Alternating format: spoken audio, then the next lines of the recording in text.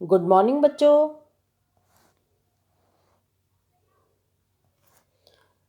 We will start Unit 4 today. This is childhood. आज हम unit 4 start कर रहे हैं। वो कौन सी यूनिट है? हमारी चाइल्डहुड। अब हम चाइल्डहुड या फिर बाल्यावस्था के बारे में इस यूनिट में पूरा पढ़ेंगे। बाल्यावस्था जैसे आपको बताया भी गया था कि बाल्यावस्था कौन सी एज होती है, उसी एज को हम पूरा क्लियर इस यूनिट में डिस्क्राइब करेंगे। सबसे पहले हम देखते हैं कि आज का हमारा चैप्टर क्या है। आज हम चैप्टर नंबर 8 पढ़ेंगे बच्चों। This is survival, growth and development. उत्तरजीविका, वृद्धि और विकास। आज हम इन सब चीज़ों के बारे में पढ़ेंगे। उत्तरजीविता क्या होती है, वृद्धि क्या होती है और विकास क्या होता है। तो इन सबको समझने से पहले सबसे पहले हम समझेंगे उत्तरजीविता क्या है। Meaning of survival. ये मीनिंग ऑफ सर्वाइवल, सर्वाइवल का अर्थ समझते हैं क्या होता है। देखिए, किसी भी कठिन सिचुएशन में, कठिन परिस्थिति में जीवित बने रहने की स्थिति को ही उत्तरजीविता कहते हैं। उत्तरजीविता किसे कहते हैं? जब हम किसी भी कठिन सिचुएशन में जीवित बने रहते हैं। इसका सरल अर्थ ये भी कह सकते हैं कि जीवित बने रहना या फिर मूलभूत स्तर पर जीवन संबंधी अनिवार्य करते रहना। बच्चे केवल तभी जीवित रह सकते हैं जब वो अपने बुनियादी काम कर पाते हैं, लेकिन जब उनकी उचित देखभाल की जाती है, उन्हें पर्याप्त मात्रा में पौष्टिक भोजन उपलब्ध कराया जाता है और रोग पैदा करने वाले कोई भी जीवाणु से उनकी सुरक्षा की जाती है। लेकिन यदि बच्चा किसी भी कारण से कुपोषण का शिकार हो जाता है या किसी भी कारण से इन्फेक्शन का शिकार हो जाता है, तो ऐसी परिस्थिति में उन्हें उससे उबरने की आवश्यकता होती है। यदि वो उस सिचुएशन से उबरते नहीं हैं, अन्यथा तो क्या होता है, तो उनका जीवन या फिर उनकी उत्तरजीविता या फिर उनका सर्वाइवल क्या होता है, खतरे में पड़ जाता है, या उनकी लाइफ आप कह सकते हैं। ठीक है, तो उनकी जो लाइफ है वो किस में पड़ जाती है? खतरे में पड़ जाती है। और ये स्थिति तब और भी गंभीर हो जाती है जब बच्चा वो किससे बिलोंग करता है? निम्न आय वर्ग से बिलोंग करता है। तो ऐसे में बच्चों को ये जो समस्याएं हैं, इनसे बचाने के लिए उन्हें सही मात्रा में पोषक तत्व, न्यूट्रिएंट्स देने अनिवार्य हो जाते हैं। इसके अतिरिक्त उन्हें शैशवावस्था और बाल्यावस्था के जानलेवा जो रोग होते हैं, जैसे तपेदिक, ठीक है, जिसको टीबी भी कहते हैं, काली खांसी, डिप्थीरिया, पोलियो, टिटनेस, इन सब से बचाने के लिए क्या किया जाता है? उचित प्रतिरक्षण उपलब्ध कराना भी जरूरी होता है। तो उत्तरजीविता, आई होप आपको पूरी तरह से समझ आ गया है। जब लाइफ हमारी क्या हो, कठिन परिस्थितियों में भी जीवित रहने की स्थिति को ही उत्तरजीविता कहते हैं। इसको आई होप आप क्लियरली समझ गए हैं। अब हम देखते हैं यूनिसेफ की जो एक रिपोर्ट आई है, उसके आंकड़े देखते हैं। देखिए, वर्ष 2007 में ये रिपोर्ट एक यूनिसेफ ने जारी की थी। इसके अनुसार विश्व भर में 92 लाख जीवित पैदा हुए बच्चे अपने 5वें जन्मदिन से पहले ही मर जाते हैं, और इनमें से लगभग 30 लाख बच्चे केवल दक्षिण एशिया के विकासशील देशों से हैं, और उनकी मृत्यु ऐसे रोगों के कारण हो जाती है जिनकी रोकथाम या उपचार आसानी से किया जा सकता है, जैसे निमोनिया या फिर एंटीबायोटिक्स दवाएं, ठीक है, जो उनको नहीं मिल पाती, या फिर अतिसार की स्थिति आप कह सकते हैं। इस स्थिति में जो पीड़ित बच्चा है उसको क्या हो जाता है? नमक और चीनी का घोल देकर उसके जीवन को बचाया जा सकता है, लेकिन कुछ कारणों से उसको ये सब दवाएं नहीं दी जाती। इनमें से जो 1/3 से भी अधिक बच्चों की मृत्यु होती है, वो किस कारण होती है? वो होती है कुपोषण के कारण से। विश्व भर में हर साल 5 वर्ष से कम आयु के 17% बच्चे, 17% मान लीजिए, लगभग 20 लाख बच्चे की मृत्यु किस कारण से होती है? अतिसार या फिर डायरिया के कारण हो जाती है। विश्व भर में बच्चों की मृत्यु का दूसरा सबसे बड़ा कारण डायरिया रोग ही है। यहाँ पर उत्तरजीविता आपको अच्छे से समझ आ गया है। अब हम देखते हैं ग्रोथ एंड डेवलपमेंट, वृद्धि और विकास। देखिए बच्चे, हर टॉपिक को, हर पॉइंट को बहुत अच्छे से समझेंगे यदि आप, तो पूरा आपको क्लियर हो जाएगा, इसलिए ध्यान से वीडियो देखेंगे। ग्रोथ एंड डेवलपमेंट क्या होता है? वृद्धि और विकास क्या होता है? सबसे पहले हम वृद्धि और विकास का अर्थ पढ़ेंगे, फिर हम उसके बीच में डिफरेंस पढ़ेंगे, difference between growth and development. उसके बाद हम principles of growth and development पढ़ेंगे। तो सबसे पहले हम इसका क्या लेंगे, मीनिंग लेंगे।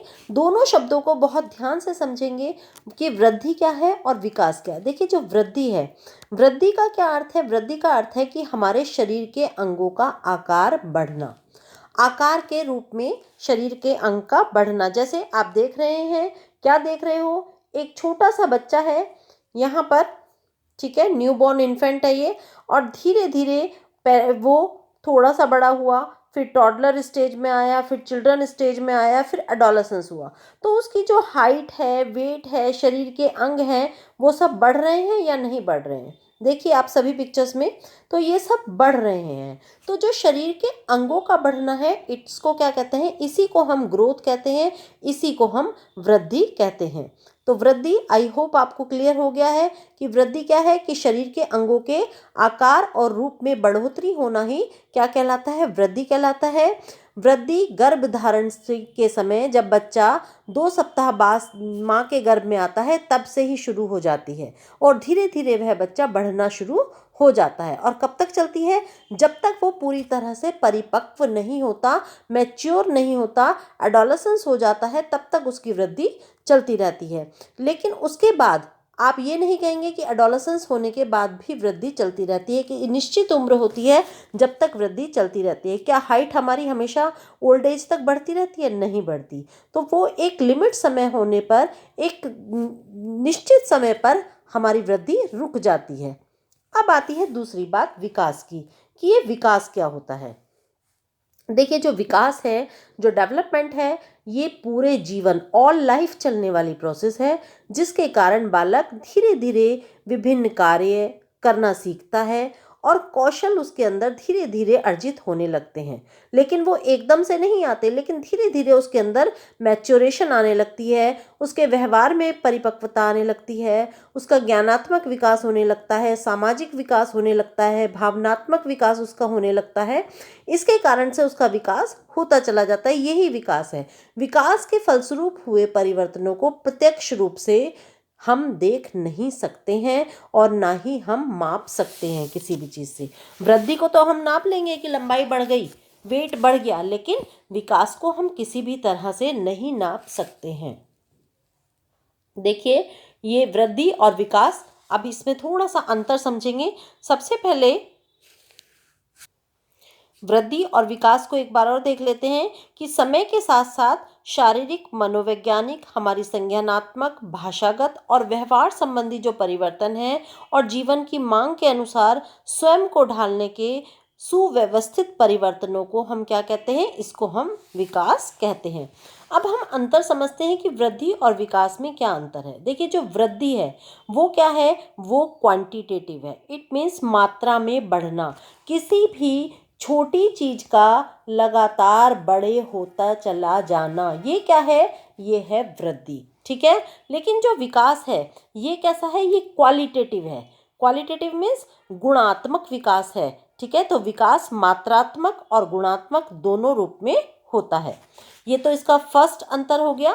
अब एक और इसका डिफरेंस देखते हैं। सेकंड डिफरेंस क्या है इसका, कि वृद्धि शारीरिक ऊंचाई, भार और विभिन्न अंग जैसे माइंड के आकार का और संरचना में उसकी बढ़ोतरी से संबंधित है, ठीक है। सबकी क्या चेंज हो रहा है? सबका साइज चेंज हो रहा है। लेकिन जो विकास है, इसमें शारीरिक परिवर्तनों के साथ साथ सामाजिक, मानसिक और संवेदात्मक परिवर्तन का भी समावेश होता है। ये क्या है? ये विकास होता है।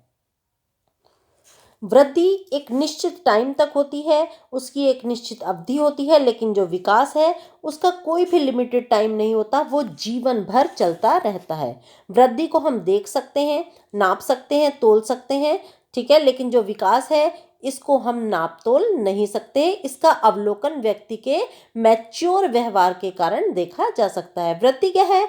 वृद्धि व्यक्तित्व के एक आयाम, ठीक है, शारीरिक संरचना से संबंधित है। मुख्यतः रूप से किससे संबंधित है? शारीरिक संरचना से संबंधित है। लेकिन जो विकास है, ये बहुत सारे आयामों को दर्शाता है, क्योंकि ये शारीरिक संरचना के साथ साथ किससे संबंधित है?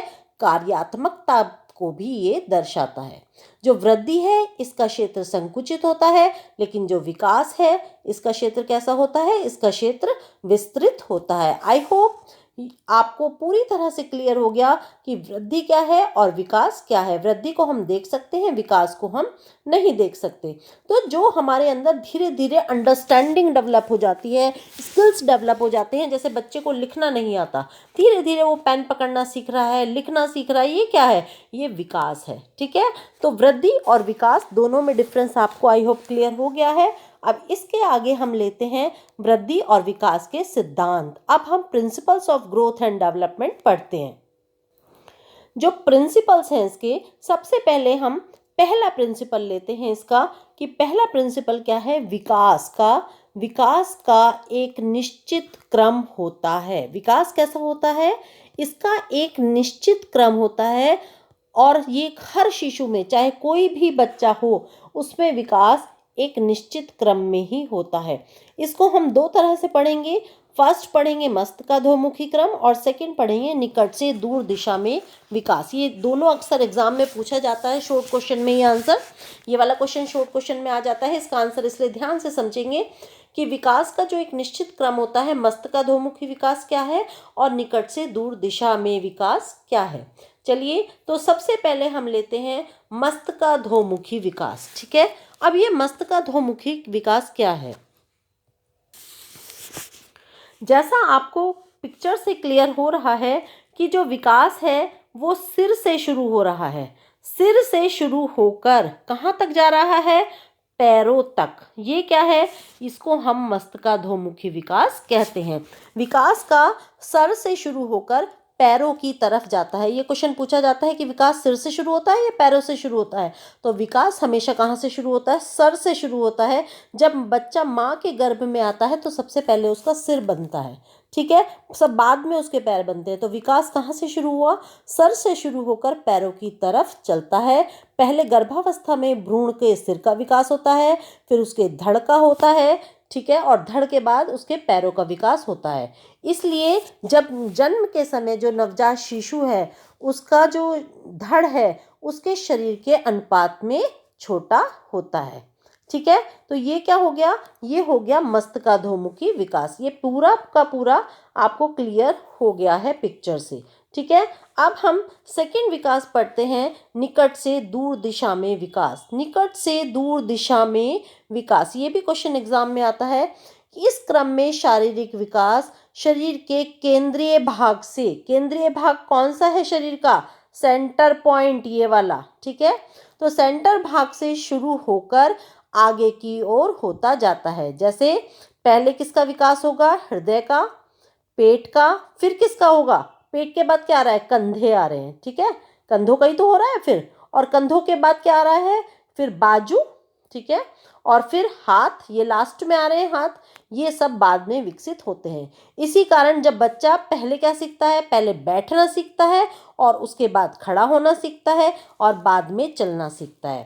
पहले हाथ को उठाना सीखता है, बाद में उंगलियों से लिखना सीखता है। ठीक है, तो पहले किसका विकास होगा, जो ये मिड पॉइंट है, निकट से दूर दिशा में, यहाँ से पहले पास के अंगों का विकास होगा और बाद में दूर के अंगों का विकास होगा। ठीक है, तो ये हमारा पहला पॉइंट कंप्लीट हो रहा है। यहाँ पर विकास का एक निश्चित क्रम होता है। अब सेकंड पॉइंट पे आते हैं। सेकंड पॉइंट है, विकास एक निरंतर चलने वाली प्रक्रिया है। जैसा शुरू में भी बच्चों आपको बताया था कि विकास कैसी प्रोसेस है, विकास एक कंटिन्यूअस प्रोसेस है जो जीवन भर चलती रहती है, जिसकी गति कभी धीमी और कभी तेज तो हो जाती है, लेकिन कभी भी विकास हमारा रुकता नहीं है और ये कंटिन्यूअस चलता रहता है। अब थर्ड प्रिंसिपल देखते हैं हम ग्रोथ एंड डेवलपमेंट का। थर्ड प्रिंसिपल है हमारा, विकास सामान्य से विशिष्ट की ओर होता है। बच्चों में पहले सामान्य योग्यताओं का विकास होता है और फिर धीरे धीरे विशिष्ट योग्यताओं का विकास होता है। जैसे बच्चे किसी वस्तु को पहले पकड़ते हैं और पकड़ने के लिए पूरे हाथ का इस्तेमाल करते हैं और फिर बाद में उंगलियों से पेन पकड़कर लिखना सीखते हैं, तो सामान्य से विशिष्ट की ओर होता है। आयु में वृद्धि के साथ साथ वे उंगलियों का प्रयोग करना सीख जाते हैं। ठीक है, क्योंकि जो छोटी मांसपेशियां हैं उनका विकास अधिक समय लेता है। फोर्थ प्रिंसिपल पे आते हैं। फोर्थ प्रिंसिपल है हमारा, विकास की सभी अवस्थाएं समान होती हैं।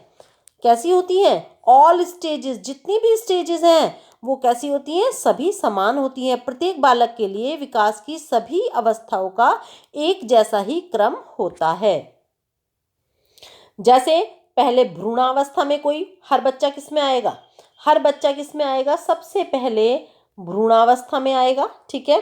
फिर किस में आएगा, फिर शैशवावस्था में आएगा, फिर बाल्यावस्था में आएगा, बाल्यावस्था के बाद किस में आएगा, एडोलेसेंस में आएगा, फिर एडल्ट में आएगा, ठीक है। एडल्ट के बाद एडोलेसेंस में आएगा, एडोलेसेंस के बाद एडल्ट, और फिर ओल्ड एज में आएगा, और फिर डेथ। ऐसा नहीं है कि कोई क्या करे, स्किप कर दे कुछ स्टेजेस को, ठीक है। सबको इन सब स्टेज से गुजरना ही पड़ता है, तभी वो डेथ तक पहुंचता है। तो उसके लिए सारी अवस्थाएं कैसी होती हैं, सभी अवस्थाएं समान होती हैं। समझ आ गया आपको। अब आता है नेक्स्ट प्रिंसिपल, विभिन्न अंगों के विकास की गति अलग अलग होती है। जितने भी शरीर के अंग होते हैं उनकी सबकी अलग अलग गति होती है। जैसे किशोरावस्था में क्या होता है, हाथों पैरों का विकास पूरा हो जाता है, जबकि जो कंधे हैं वो अधिक देर से विकसित होते हैं, ठीक है। तो हमारे हर पार्ट ऑफ द बॉडी की जो प्रोसेस है वो डिफरेंट डिफरेंट होती है। नेक्स्ट आता है फिर 6 प्रिंसिपल है इसका, जीवन की विभिन्न अवस्थाओं में वृद्धि एवं विकास की दर भिन्न भिन्न होती है। जितनी भी स्टेजेस होती हैं लाइफ की, वृद्धि और विकास की दर प्रारंभिक बाल्यावस्था और प्रौढ़ावस्था में कुछ कम होती है, जबकि जब बच्चा भ्रूण होता है और फिर उसके बाद चाइल्डहुड में आता है और या फिर एडोलेसेंस एज में आता है, उस स्टेज में उसकी वृद्धि और विकास तीव्र गति से होता है।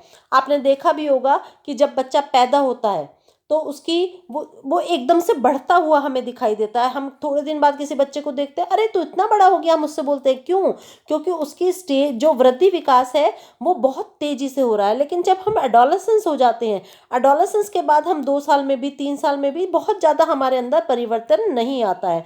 तो हर स्टेज पर वृद्धि और विकास की दर अलग अलग होती है। ऐसा नहीं है कि हर स्टेज पर वृद्धि और विकास सेम होता ही रहे, हर स्टेज पर वो अलग अलग तरीके से अलग अलग दर में होता है। जैसा आप इस पिक्चर में देख भी रहे हैं कि इस स्टेज में वृद्धि और विकास थोड़ा तीव्र गति से होता है, लेकिन इन स्टेजेस में वृद्धि और विकास कैसा हो जाता है, स्लो हो जाता है। नेक्स्ट आता है अब 7th प्रिंसिपल लेते हैं हम, वो है हमारा सभी बच्चे अपने विकास की चरम सीमा तक पहुंचते हैं। चरम सीमा क्या होती है, लास्ट स्टेज पर बच्चों के विकास की गति अलग अलग होने के कारण वो जल्दी या देर से अपने विकास की चरम सीमा पर पहुंच जाते हैं। कोई बच्चा बहुत जल्दी पहुंच जाता है और कोई बच्चा थोड़ा देर से पहुंच जाता है।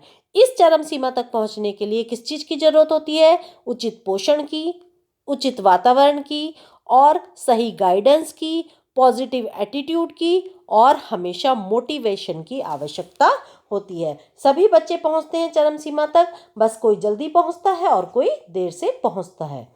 अब हम लेते हैं, यहाँ पर हमने प्रिंसिपल्स खत्म कर दिए ग्रोथ एंड डेवलपमेंट के। अब हम एरियाज ऑफ डेवलपमेंट पढ़ेंगे। विकास के क्षेत्र कौन कौन से हैं, इसके ऊपर भी क्वेश्चन आता है बच्चे, इसलिए ध्यान से पढ़ेंगे कि विकास के क्षेत्र कौन से हैं। तो विकास के क्षेत्र स्टार्ट करते हैं हम। सबसे पहला विकास का क्षेत्र आता है शारीरिक विकास। अब ये शारीरिक विकास क्या है, देखिए, जब बच्चा माँ के गर्भ में आता है उस समय से लेकर जीवन की विभिन्न स्टेजेस में शरीर के विभिन्न जो अंग होते हैं, जो जैसे हड्डियाँ होगी, मांसपेशियाँ होगी, इनके बढ़ने को हम क्या कहते हैं, शारीरिक विकास कहते हैं। इट मीन्स जो हमारे शरीर की वृद्धि हो रही है, शरीर के अंग बढ़ रहे हैं, उनकी वृद्धि हो रही है, उसे हम शारीरिक विकास कहते हैं। शरीर की संरचना और अनुपात में भौतिक परिवर्तन को ही हम शारीरिक विकास कहते हैं। बच्चे का छोटे से बड़ा हो जाना क्या है, ये एक शारीरिक विकास है। अब सेकंड हमारा जो क्षेत्र आता है विकास का, वो आता है मोटर डेवलपमेंट या फिर क्रियात्मक विकास। इसके ऊपर भी क्वेश्चन आ जाता है, मोटर डेवलपमेंट क्या होता है। देखिए, मांसपेशियां और नाड़ियां, इनकी परिपक्वता के अनुरूप शिशु द्वारा विभिन्न कार्य करने की क्षमता अर्जित करने को क्या कहते हैं, क्रियात्मक विकास कहते हैं। इसको हम इस तरह भी कह सकते हैं कि क्रियात्मक विकास क्या है, शारीरिक गतिविधियों पर नियंत्रण से है, जिसके कारण शरीर के विभिन्न अंगों के बीच समन्वय बेहतर होता रहता है। जो ये क्रियात्मक विकास है ये दो तरह का हम पढ़ेंगे। सबसे पहले हम पढ़ेंगे gross motor development. Gross motor development को हम हिंदी में कहते हैं स्थूल क्रियात्मक विकास। अब ये स्थूल क्रियात्मक विकास क्या है? जो स्थूल क्रियात्मक विकास है, शरीर की जो बड़ी मसल्स होती हैं इनकी जो गतिविधि होती है उस पर नियंत्रण से है। जैसे हमारे कंधे हो गए, पेट हो गया, ठीक है, या फिर पेट की मांसपेशियां होगी, इनकी गतिविधियों से है।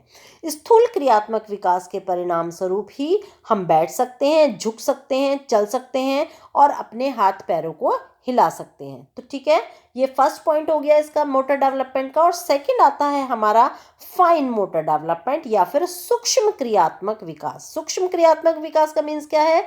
जो शरीर की छोटी छोटी मांसपेशियां हैं उनके ऊपर कंट्रोल है। जो स्थूल में तो बड़ी बड़ी मांसपेशियों पर कंट्रोल है और स्थूल में किस पर है? छोटी छोटी मांसपेशियों पर है। जैसे हमारी उंगली की हो गई, अंगूठे की हो गई मांसपेशी, कलाई की हो गई, ये सब मांसपेशियां हमारी क्या है? ये फाइन मोटर डेवलपमेंट के अंतर्गत आती है।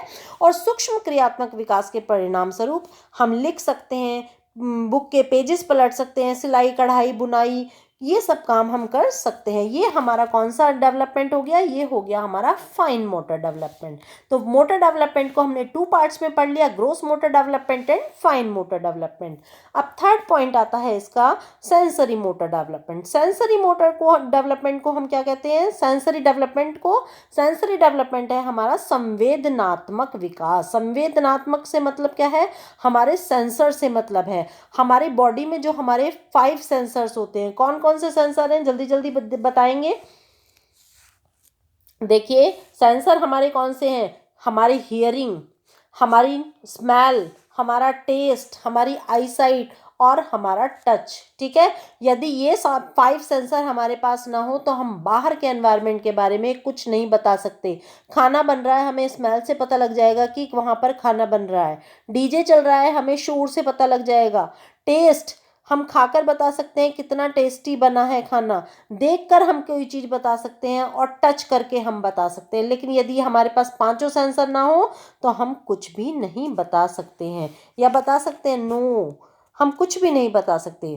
तो शैशवावस्था से प्रौढ़ावस्था तक सोचने, समझने, याद रखने और हमारी समझदारी जैसी मानसिक प्रक्रियाओं के विकास को हम क्या कहते हैं? हम कहते हैं संवेदनात्मक विकास। जैसे देखना, सुनना, सूंघना, स्पर्श करना, किसी भी चीज का टेस्ट महसूस करना, ये सब क्या है? ये हमारा संवेदनात्मक विकास होता है। और जन्म के समय से ही शिशु की ये जो ग्रंथियां हैं, संवेदनात्मक क्षमताएं हैं, ये विकसित होती हैं। और ये एज बढ़ने के साथ साथ बहुत ज़्यादा कैसी हो जाती हैं? एक्सपर्ट हो जाते हैं, डेवलप हो जाती हैं। जैसे जन्म के तुरंत बाद ही बच्चा अपने माँ की स्पर्श को पहचानने लगता है और उसको पता होता है यदि हम उसको कुछ कड़वा खिलाएं या फिर कुछ मीठा खिलाएं तो ये प्रक्रियाएं वो देने लगता है। इसको हम क्या कहते हैं? इसको हम सेंसरी डेवलपमेंट या फिर संवेदनात्मक विकास कहते हैं। अब फोर्थ आता है हमारा विकास का क्षेत्र, आता है संज्ञानात्मक विकास। Yes, cognitive development. Cognitive development की आप पूरी थ्योरी पढ़ेंगे जीन पियाजे की, लेकिन सबसे पहले एक थोड़ा सा शॉर्ट में समझ लेते हैं कि संज्ञानात्मक विकास क्या है। संज्ञानात्मक विकास है शिशु अवस्था से, शैशवावस्था से प्रौढ़ावस्था तक सोचने की, समझने की क्षमता, याद रखने की क्षमता, किसी को सोच समझकर आंसर देने की क्षमता। तो हमारी सोचने समझने की शक्ति ही संज्ञानात्मक विकास कहलाती है। आयु बढ़ने के साथ साथ बच्चे की जो सोचने समझने की क्षमता है ये कैसी हो जाती है? ये डेवलप होती रहती है और बच्चा धीरे धीरे बहुत जटिल मानसिक प्रक्रियाएं करने लगता है। उसको तर्क करना आ जाता है कि किसी को क्या जवाब देना है, वो इमेजिन करने लगता है, वो याद रखने लगता है बातों को। ठीक है, इसको एक एग्जाम्पल से समझ सकते हैं कि शिशु के सामने उसका खेलने वाला झुंझुना उठा लिया जाए तो वो क्या करने लगता है? वो उसे भूल जाता है। लेकिन वो जैसे ही थोड़ा सा बड़ा होता है तो वो क्या करता है? उसके खिलौने को जब हम उठा लेते हैं तो वो रोना शुरू करता है या उसको ढूंढना शुरू कर देता है। तो उसके अंदर क्या डेवलप हो रहा है? उसकी सोचने समझने की क्षमता डेवलप होनी शुरू हो जाती है। इसी को हम संज्ञानात्मक विकास कहते हैं। इसके बाद हम नेक्स्ट लेते हैं भाषा का विकास। ये भाषा का विकास क्या है? देखिए, भाषा का विकास means language development. Language development क्या है? देखिए, ध्वनि और वाक्यों का उचित संयोजन ही क्या है? भाषा संबंधी विकास कहलाता है। भाषा संबंधी विकास को हम परिवर्तनों के रूप में भी समझ सकते हैं, जिसके कारण शिशु आयु बढ़ने के साथ साथ दूसरों की बात को समझने लगता है और समझकर उनको धीरे धीरे बोलना सीख जाता है। इसको हम लैंग्वेज डेवलपमेंट कहते हैं। इसके बाद नेक्स्ट आता है सामाजिक विकास या फिर सोशल डेवलपमेंट। सामाजिक विकास क्या है? सामाजिक विकास है समाज के नियम और सामाजिक अपेक्षाओं के अनुसार अपने व्यवहार को ढालने की चेष्टा करना। सामाजिक विकास इसी को कहते हैं। सामाजिक विकास के कारण ही व्यक्ति क्या करता है? समाज की अपेक्षाओं के अनुरूप व्यवहार करने लगता है, लोगों के साथ संबंधों का निर्माण करने लगता है और उन्हें समाज के अनुरूप ही बनाने लगता है। नेक्स्ट आता है फिर इमोशनल डेवलपमेंट या फिर भावनात्मक विकास। भावनात्मक विकास अपने सुख दुख की भावनाओं पर नियंत्रण करते हुए उन्हें समाज द्वारा वांछित तथा अपेक्षित रूप से क्या करना? सर्व स्वीकार्य ढंग से अभिव्यक्त करना ही हमारा भावनात्मक विकास कहलाता है। मान लीजिए हमें किसी चीज़ का दुख हो रहा है, तो ये नहीं कि हम हर किसी के सामने रोना शुरू कर देंगे और अपना दुख अभिव्यक्त करने लगेंगे। नहीं, हमें क्या करना है? उन अपने जो हमारे इमोशंस हैं उन पर कंट्रोल करना है। ठीक है, तो भावनात्मक विकास क्या है? शारीरिक और मानसिक विकास के परिणाम स्वरूप होने वाला विकास है। नेक्स्ट आता है, नेक्स्ट एंड लास्ट आता है क्या? पर्सनल डेवलपमेंट या फिर व्यक्तिगत विकास। व्यक्तिगत विकास का मीन्स क्या है? व्यक्तिगत विकास है स्वयं का विकास, अपने व्यक्तिगत विचारों के विकास से है। जैसे मैं कौन हूँ, मुझ में कौन कौन से व्यक्तिगत गुण हैं, मैं कैसा हूँ, मेरे अंदर कौन कौन से कौशल हैं, मेरी भविष्य के लिए क्या क्या आकांक्षाएं हैं। तो अपना डेवलपमेंट कौन सा डेवलपमेंट कहलाता है? Personal development. मुझे बड़े होकर क्या बनना है, मुझे क्या करना है, मुझे किस फील्ड में जाना है, मुझे कौन से फील्ड का सिलेक्शन करना है, ये सब व्यक्तिगत विकास के अंतर्गत आता है। तो यहाँ पर बच्चे एरिया जो जितने भी एरियाज हमने पढ़े डेवलपमेंट के, वो सारे एरियाज खत्म होते हैं। इसके बाद हम आज का क्विज लेते हैं बच्चों, और आज का क्विज है हमारा, जिसमें फर्स्ट क्वेश्चन हम लेते हैं। सबसे पहले सारे बच्चे क्विज जरूर सॉल्व करें, जिससे पता लगता है कि आपने कितनी वीडियो को देखा है, कितने ध्यान से। यहाँ पर आपने उत्तरजीविता को परिभाषित करना है फर्स्ट क्वेश्चन में। सेकंड क्वेश्चन आता है आपका, सेकंड क्वेश्चन में आपको क्या करना है? सेकंड क्वेश्चन में आपको बताना है कि वृद्धि किसे कहते हैं। थर्ड क्वेश्चन लेते हैं फिर। थर्ड क्वेश्चन है बच्चों के उचित शारीरिक विकास के लिए किसका संतुलन आवश्यक है?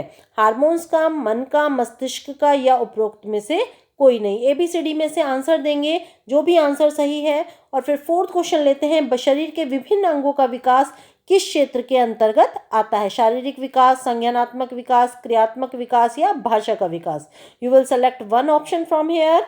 और now the last question is, विभिन्न कार्यों व कौशलों के लिए योग्यता अर्जित करने को किसकी संज्ञा दी गई है? उत्तरजीविता की, वृद्धि की, या विकास की, या सभी की? तो यहाँ पर हम इस वीडियो को ख़त्म करते हैं। इस चैप्टर को नेक्स्ट वीडियो में कंटिन्यू करेंगे। ठीक है बच्चों, थैंक यू सो मच। सभी बच्चे वीडियो ध्यान से देखेंगे और कमेंट जरूर करेंगे कि आपने कौन कौन से क्वेश्चन सॉल्व किए हैं। Okay, thank you so much again.